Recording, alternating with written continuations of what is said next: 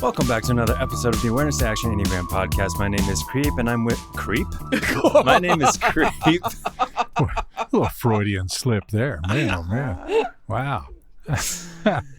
And I'm with my abstemious co-hosts, María, Skora, and María José Munita. That doesn't apply to me. I'd never heard this word before. Mario, do you know really? this word? No. I'm still stuck on creep. What was the word? Abstemious.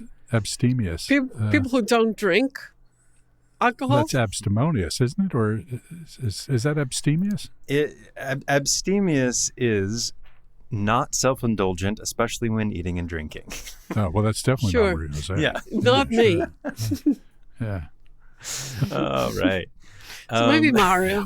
Can I share? I've been on this. This is apropos of nothing, but I'm fascinated talking about it myself. But I've been on this quest on how to make clear rocks cubes, right? So ice cubes that you know are crystal clear. And I think I've got it down, and I'm just so excited. You have too much time on your hands, Mario. You know, a person's got to have a hobby, right? So, yeah, I know. You know, Isn't it I sad work 12 or 14 hours a day. Is to get those clear ice cubes. I'm sorry to break the news, but that's sad. Okay, look, look. You know, the well-lived life is one of aesthetic pleasures and, simple joys. Yeah. Aesthetic or poetry. It's just sad. Okay, so tell us about the ice cubes. Do you have a sample? Let's I bring can't some show for the it to class you. next time, please, Mario. I will. Awesome. It's quite a complicated process, actually. So, I'm sure it is. Yeah. I mean, it kind of sounds like you're striving to be outstanding with making ice cubes, one could say. I'm going to have the best damn ice you'll ever see. All right. You know, we should talk about coaching threes today. That seems to be on theme. That'd be great. So what would striving to feel outstanding look like, Mario? Well, this is the phrase that we give to type 3. Okay. A lot of times the 3 is called the performer or the achiever or something like that. And the way we think of it is that it's somebody whose goal is to feel outstanding. Now, outstanding's a tricky word, right? And we sort of take it literally. Okay, it means to stand out from the rest. And what drives the 3 is that, they're kind of focused on refinding their sense of value. Okay, what is my contribution? What is my worth? What is my value? And one of the ways in which they orient themselves to get in touch with that is to strive to accomplish things and to get recognition from other people.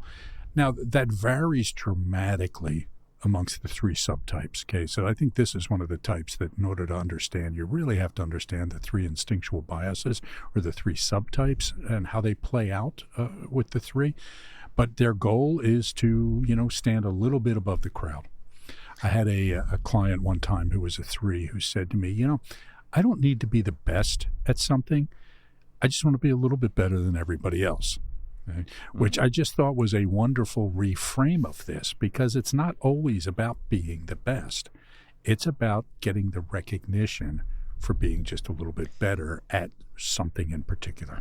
I do want to poke at something real quick, because you did say refined their value. So refined, probably not the best word, but so basically what's happening with the 3 is that this sense, what we call the core quality of value is stunted. Okay, and it's stunted in all of us. Okay, so, when it comes to the core quality of value, like we talked about in the episode we did on that, it's this idea that, humans have this worth independent of accomplishment. But through the socialization process, the message that we get is that you have to sing for your supper. Okay, you're not just inherently valuable and have inherent worth, but you have to do something to demonstrate it, to earn the recognition, to earn the love, to earn the praise from others. And so 3s are trying to recapture this sense, or to nurture and develop a more mature sense of, you know what, I just have independent worth. In the meantime, they get caught up in trying to prove or demonstrate their worth. Okay? Now, this is not a bad thing. And, threes are one of the types that I think gets a really bad rap in most of the Enneagram literature. I've worked with lots of threes over the past, almost 30 years, and most of them are pretty awesome people. Right? Go ahead, Maria. Jose, why don't No, I won't say it. It's just, yeah. I've said it too many times. Why should I? Let's stick on the topic we're talking about. Mm-hmm. I was talking to my daughters just before recording this podcast, and I was telling them that we were going to record about coaching threes. And I made a comment like, I really like coaching threes. It's... They're usually people who are goal-oriented, and that goal orientation gives them this sense of accomplishing things, and therefore kind of, I feel like I'm outstanding. So they are always kind of setting goals for themselves and trying to go after them, which it's a good thing until it isn't, but it is. It can be a really good thing. I really enjoy coaching threes. Yeah. I think that, I was thinking about this prior to recording today and thinking about the perception of threes. And if you look at most of the literature and listen to what most people say about threes, they're phonies, they're fakes, they're deceptive, all of these things, that they're self-centered, that they create an image that doesn't match the reality, that they're not trustworthy, etc. And that's more eights, right? Probably, but it was a joke. Look, it's a joke. It's a joke. I know Moving it was a joke. On. Okay. I know it was a joke. Golly. But I think you can say any of those things about any of the types and make a case for it, sure. right? Seriously, and part of I was thinking about, where does this stem from? And I think there's a couple of things, right? So number one, the vice that is often associated with threes is deception, okay, or vanity. It's this kind of love of the false self. It's this tendency to, create an image that is not real. And people are very uncomfortable with that. However, I find that most threes, it's more an issue often of spin, slight spin, image management, rather than outright deception. Yeah. And I actually find, particularly the people that I work with, have high integrity in the work that they do. They take their work very seriously.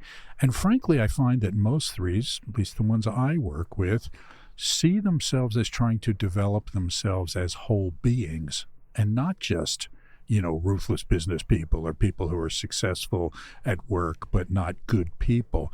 I find that most of them want to be good people. So I think that they're probably, again, my experience, even more likely to be involved in doing good things in the world, right? Being involved in charities, being involved in their church, right? Coaching kids' little league teams and that sort of thing. So, again, there's just as many, malicious, malignant type threes as there are other types.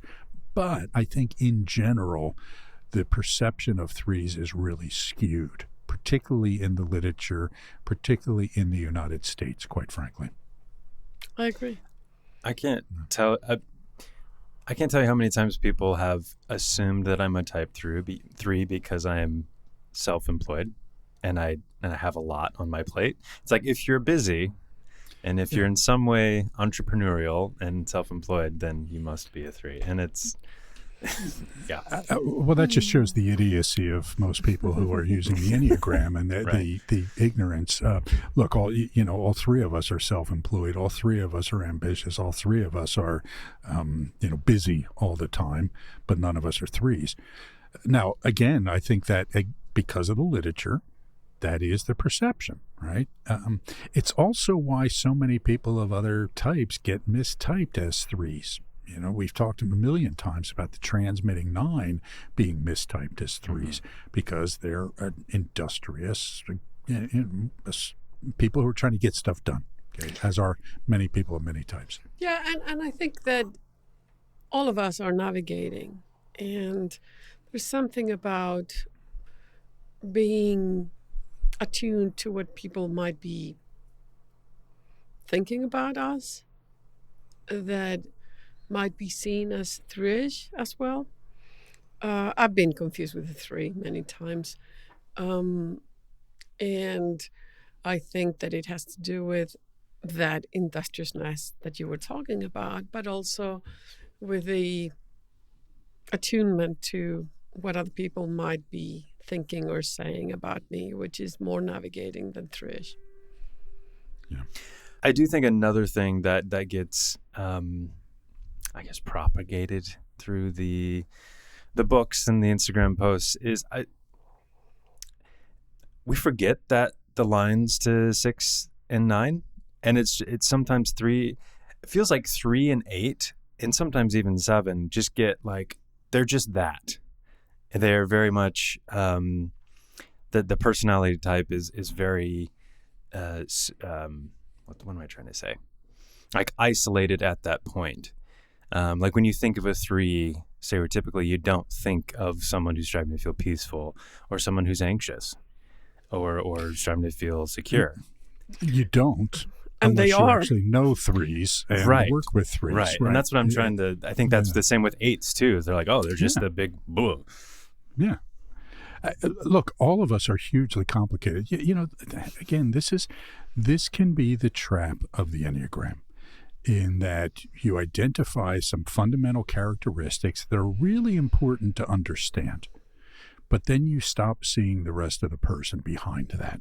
You might see these problematic characteristics, but you don't see that, wait a minute, there's a lot of anxiety in 6s.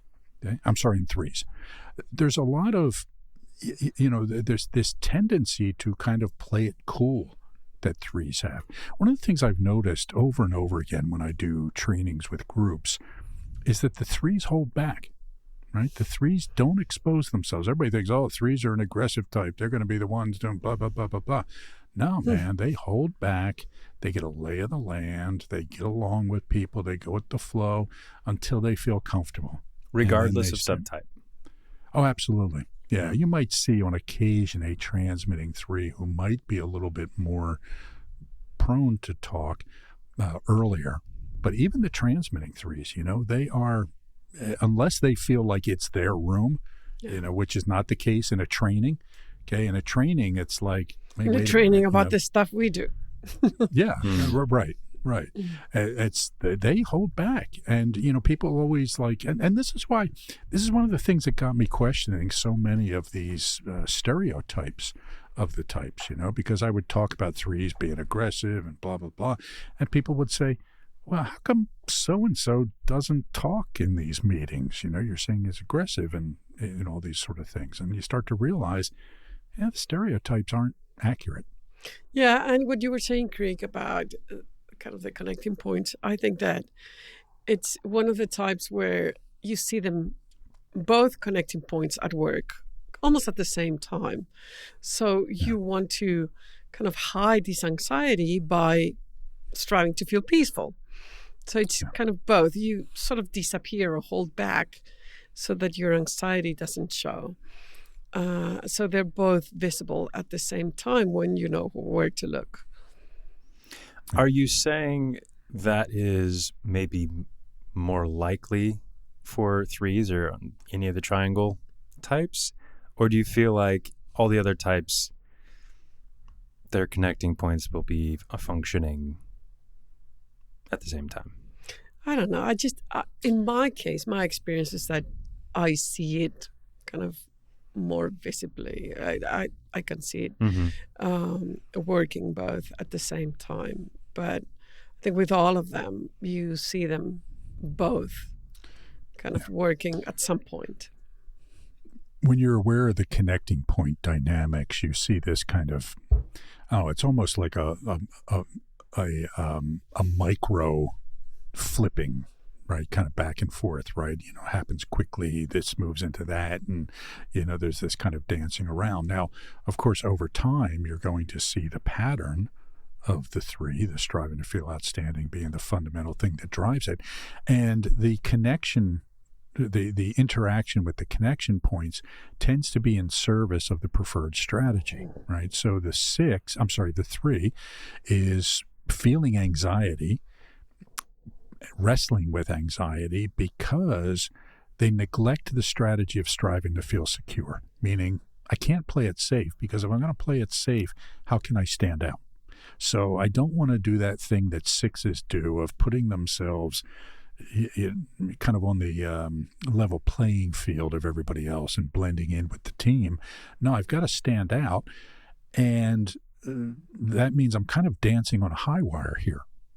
Okay, so I'm cautious about, all right, I'm taking a risk, how am I going to do it? And so they have this anxiety that comes across, and and the strategy of point 9 serves to kind of try to bring that back down and to give them cover to figure out things around them so I know how to react to it, and to make it look like, I got this all under control. So they're the duck on the pond, right? With everything looks calm on the surface, but the feet are going a million miles an hour. And what we see is a lot of stress-related issues for threes, for all of these reasons that we we just kind of mentioned. Number one, I'm going to take on a lot, which means I have a lot of pressure on myself.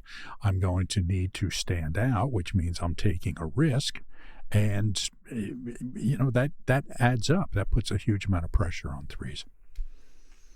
María, José, any other things you want to add to when it comes to the connecting points at 6 and 9?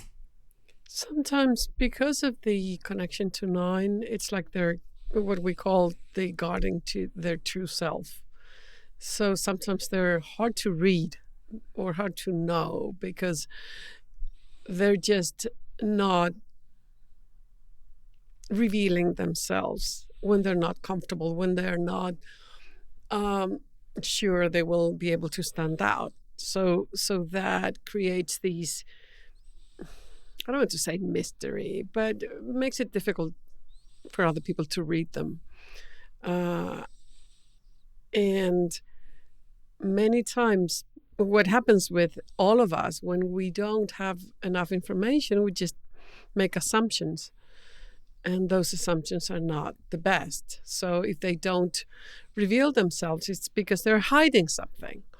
It's because they don't want to show it to others. And that is not beneficial to them. I have a client who, he's a really good CEO, really good. He's like, to me, like a really good example of a good CEO. And he got feedback from the board that he doesn't share his problems enough.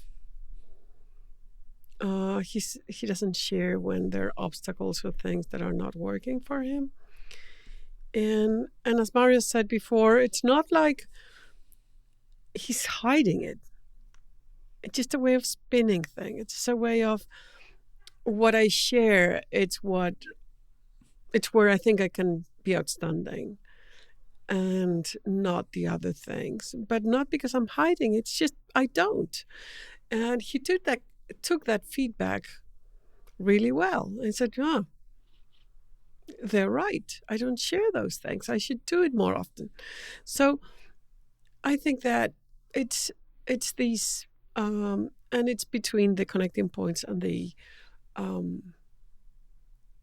blind spot, that it's inauthenticity. But the inauthenticity has to do with not seeming authentic, especially around the negative stuff.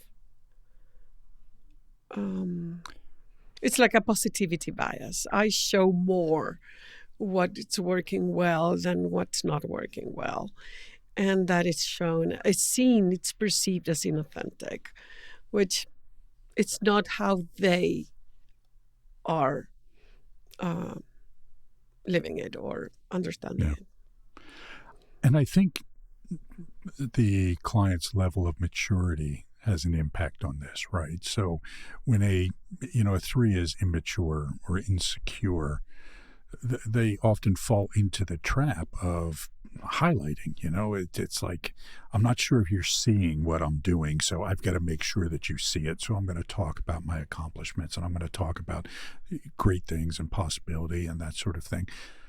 And then as they grow and mature and settle into themselves a little bit, they just don't feel the need to make the point anymore because their actions speak for themselves. And, and again, you're always going to get variation within people. But I think we tend to notice the threes that fit our stereotype more than the threes that do not.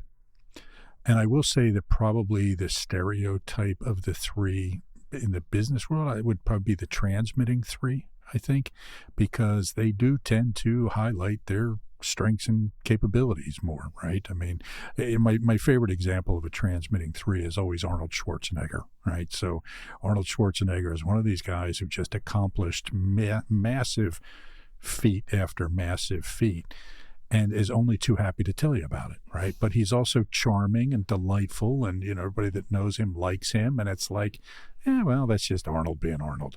And this is what often happens with threes, particularly the transmitting threes, is that once people get past that, tendency to express how awesome they are, they see that there's kind of an innocence behind it, right? That there's not it's not so much about putting the other person down.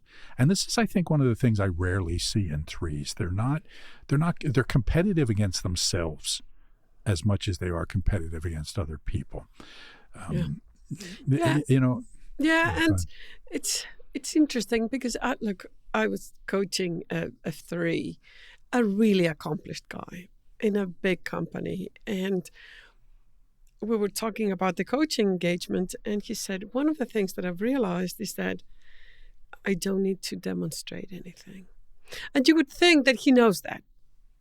You would think that because of the results that he has, what he does, that's clear. But in his mind, it wasn't.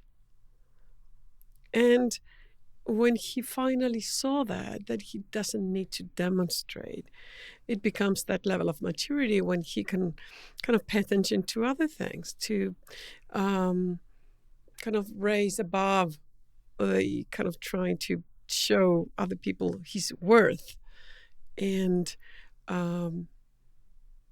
just do what he's good at. But it's not so obvious. It's not so evident for threes. Threes have this built-in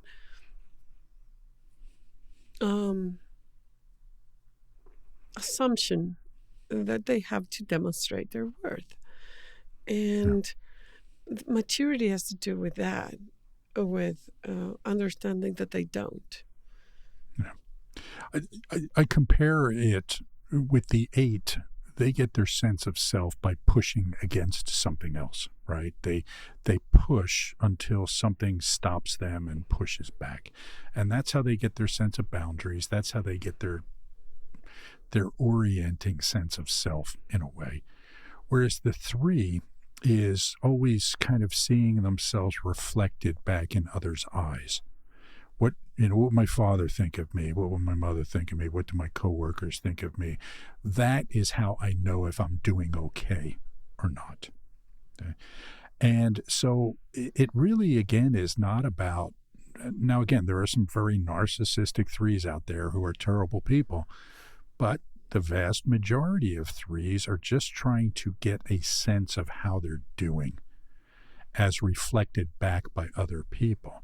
And the big growth area for 3s is to learn to determine their own sense of self, right? To have an internal way of measuring that rather than an external way. Many times 3s have this ability to make people want to kind of dream bigger, go further and grow and all of that. So in a way, it's people want to be around them. But then when 3s neglect to pay attention to others, but talk too much about themselves and their accomplishments, it's kind of frustrating. So it's people want to be close to them, but if they're not seen or acknowledged, they're frustrated. So what I've seen, one of the biggest shifts I've seen in threes, it's when their goals become the team's goals. When they grow, they kind of make the scope of their goals broader and put other people in that. They can get really, really far because they can be, they can inspire a lot of people. So it's just about where you set the goals. Is it my goal, or is it the team's, the company's goals that I'm going after?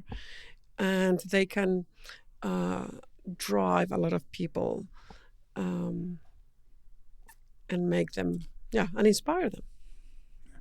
I was just reading an article on soccer players in the World Cup and talking about how, these players like Messi and Mbappe and some of these other folks are setting these records for goal scoring. And they were talking about how, they don't want to talk about their own achievements and accomplishments. It's bad form in the soccer world to talk about yourself and not the team.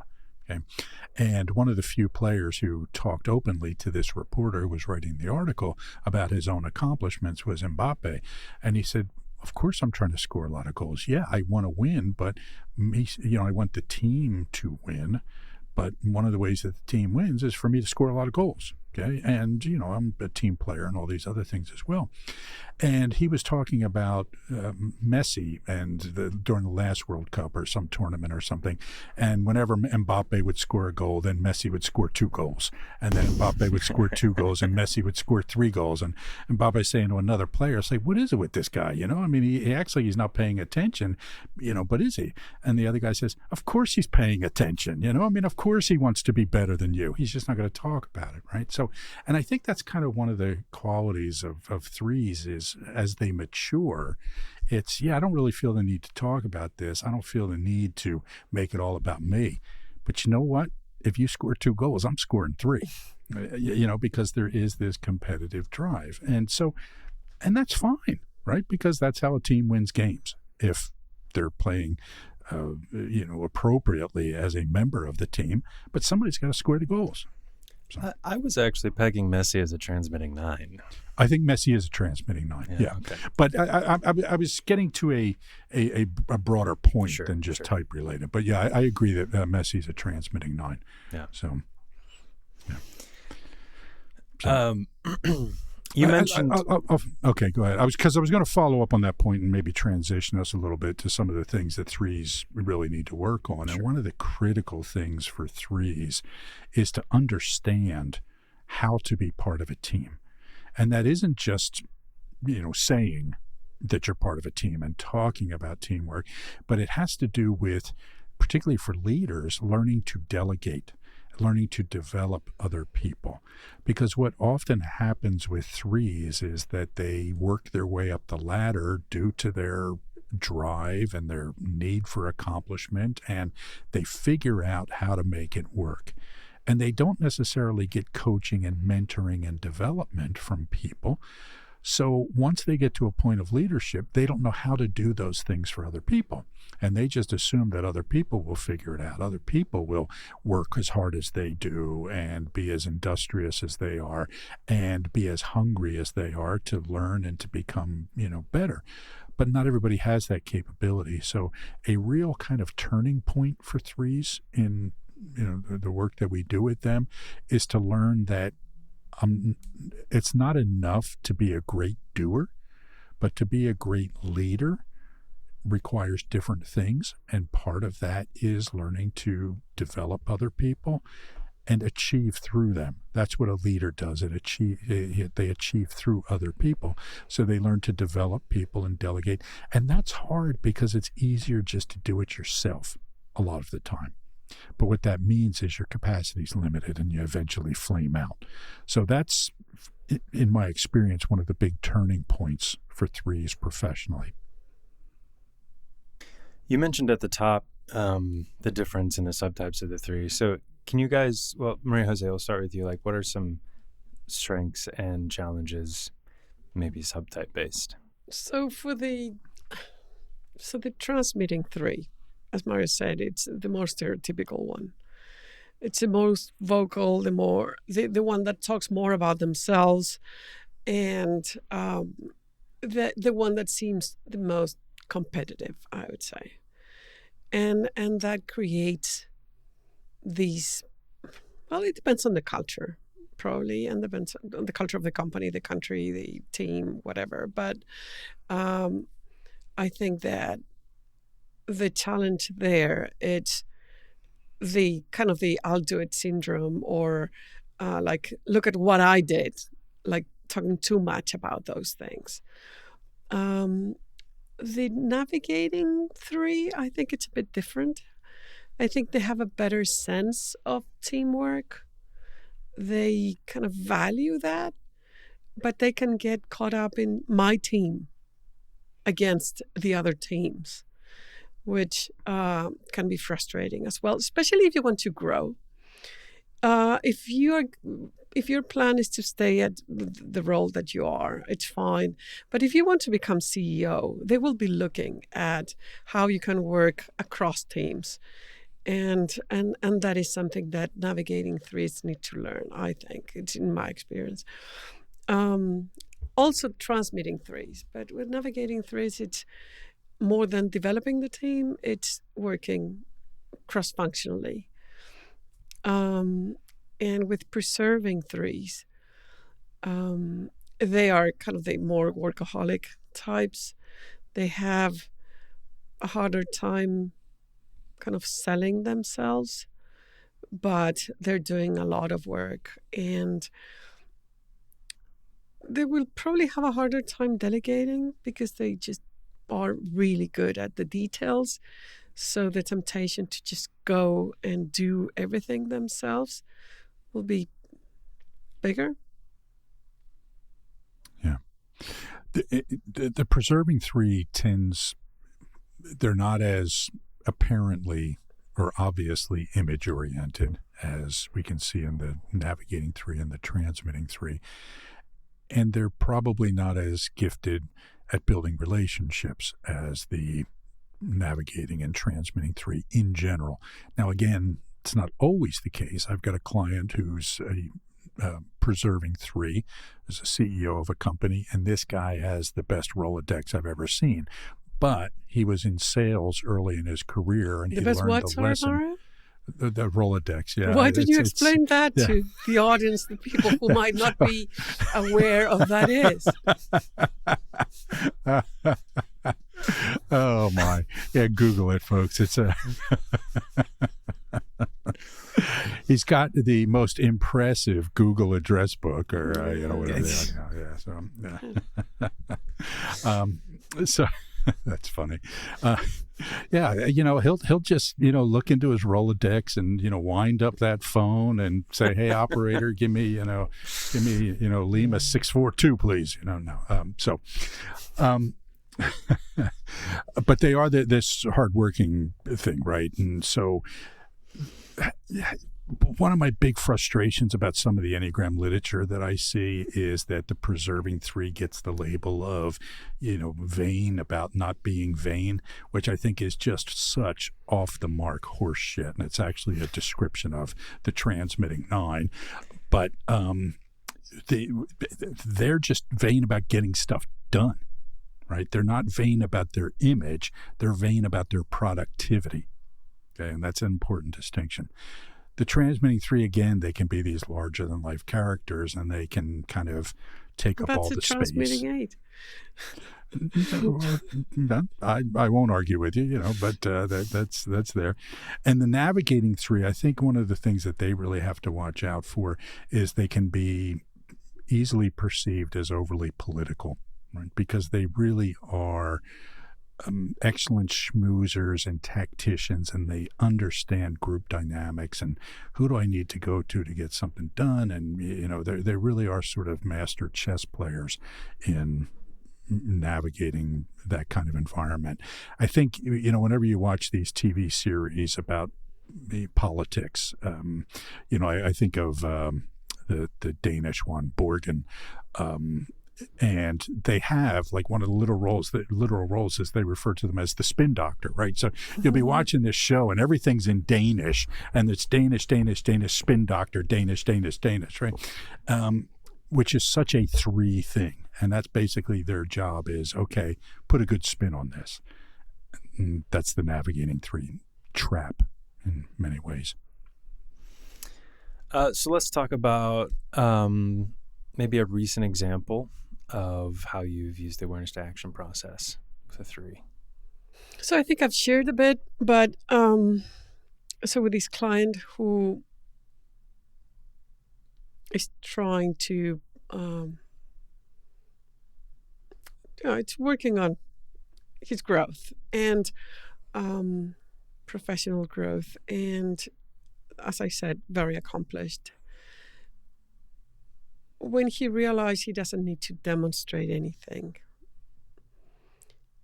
he kind of relaxed and started to use his skills to help other people and not trying to demonstrate anything, which is what people are looking for in somebody who wants to grow. I mean, somebody at a higher position, So it's almost counterintuitive. You want a promotion so you show your worth. You want a promotion, you help other people. You use your skills to pay attention and help other people grow. And that has worked for him. It's natural, but again, it's like, how will I be outstanding? And he was stuck in an old definition of it. And like, I need to demonstrate that I do my job well. But I'm going to be even more outstanding if I help other people do their job well. And it's not like you're not trying to feel outstanding. It's a new definition of it. Yeah. Like for us might be like obvious, but for a three, it's not that obvious. Yeah, one of the things with the awareness to action process is that while, particularly when you're learning it, it really helps to kind of go through it methodically, right? And be intentional and deliberate about each step, okay? So the awareness, the authenticity piece is about really spelling out the story, et cetera. And then eventually you sort of develop these shorthands.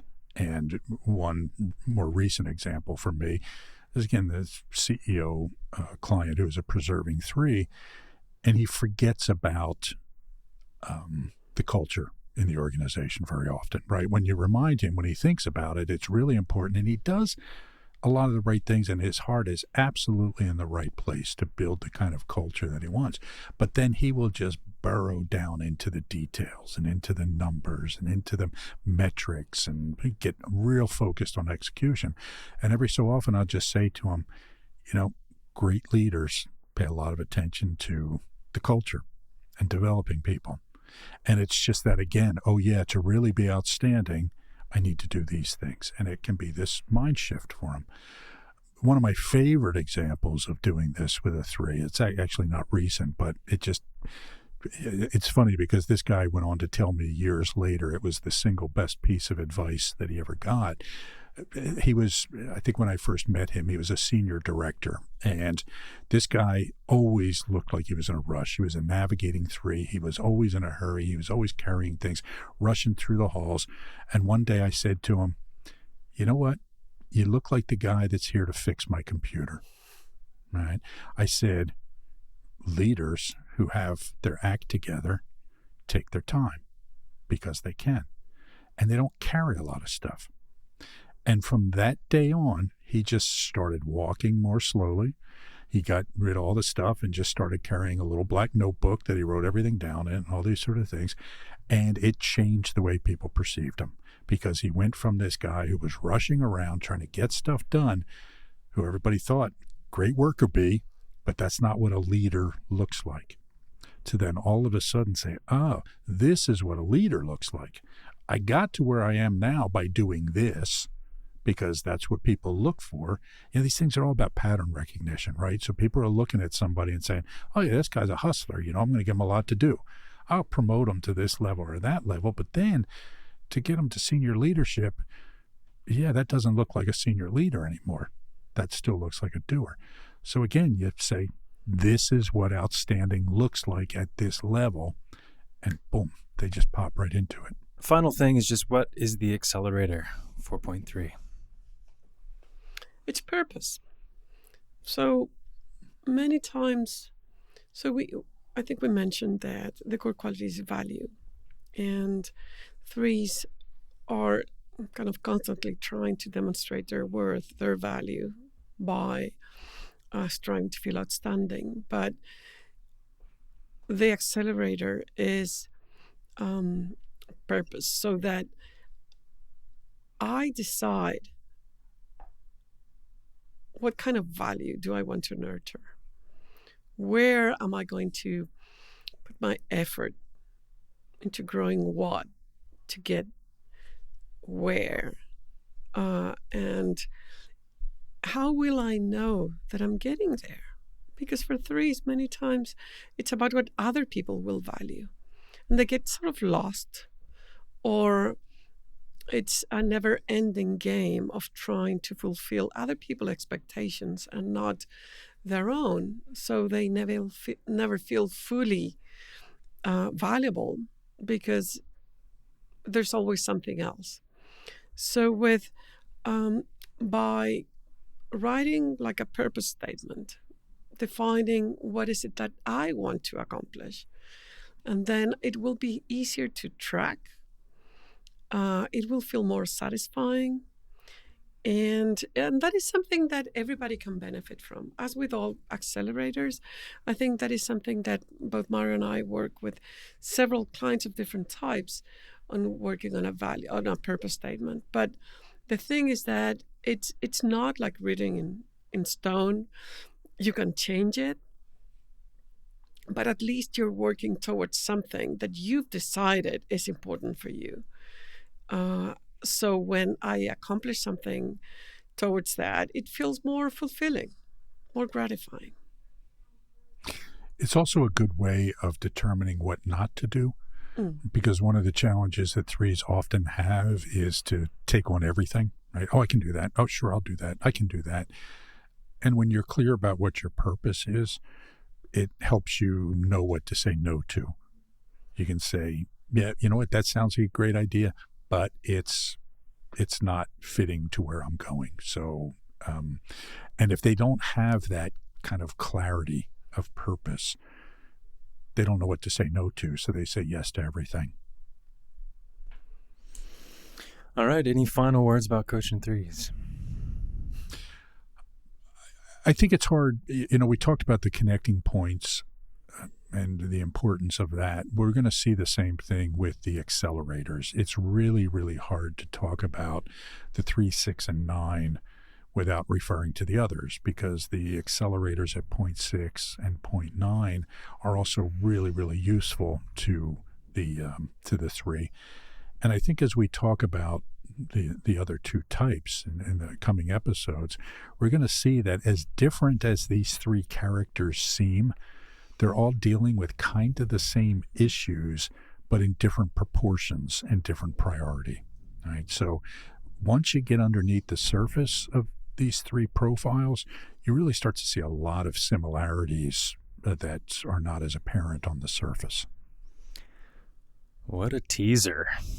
There you go. All right. Speaking of teasers, here we go. If you have not yet tuned into the Thinking Well and Why podcast, please do so. I think we just released the episode on the importance of understanding Karl Popper in one's Enneagram work. So that is out there.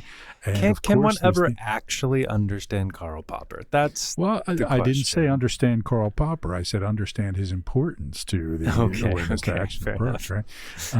And also, again, the Enneagram in a Movie podcast. I've had a few people say to me over the past week or two that, you know what, that's really just such a great way to understand the types, to look at them in the movies. So I really encourage you. We've created this podcast network of these intersecting podcasts as a way to deepen your knowledge of the Enneagram. So please check those out. Yeah, we just released as well our new online platform with a lot of resources, courses, and downloads. It's ataondemand.com. So you can check it out. We have a subtype assessment, which has had a lot of activity lately. Yes. Mm-hmm. And courses and, as I said, downloads and things. So check it out. Yeah. Awesome. Well, thanks, folks, for listening. We'll be back in a couple of weeks. See ya.